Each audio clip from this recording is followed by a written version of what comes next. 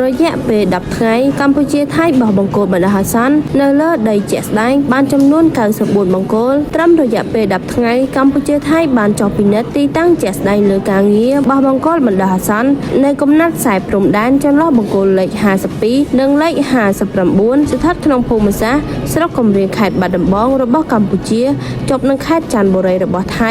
ដោយបានបោះបង្គោលបណ្ដោះអាសន្ននៅលើដីជាក់ស្ដែងចំនួន94បង្គោលស្មើប្រមាណ56%យោងតាមមន្ត្រីជាន់ខ្ពស់នៃរដ្ឋលេខាធិការដ្ឋានកិច្ចការព្រំដែនកម្ពុជាបានឲ្យដឹងនៅថ្ងៃទី17ខែវិច្ឆិកាថាភាគីកម្ពុជានិងភាគីថៃបានឯកភាពគ្នាចុះអនុវត្តការងារនៅលើដីជាក់ស្ដែងចាប់ពីថ្ងៃទី8ខែវិច្ឆិកាឆ្នាំ2025រហូតមកដល់ថ្ងៃទី17ខែវិច្ឆិកាឆ្នាំ2025នេះដោយបានបោះបង្គោលបណ្ដោះអាសន្ននៅលើដីជាក់ស្ដែងបានចំនួន94បង្គោលលើផែនការសរុប166បង្គោលគិតជាភាគរយសម្រាប់បានប្រមាណ56%បើតាមរដ្ឋលេខាធិការដ្ឋានកិច្ចការព្រំដែនកម្ពុជាភាគីទាំងពីរនឹងបន្តការងារបោះបង្គោលបណ្ដោះអាសន្ននេះឲ្យចប់តាមផែនការនាពេលដ៏ខ្លីខាងមុខ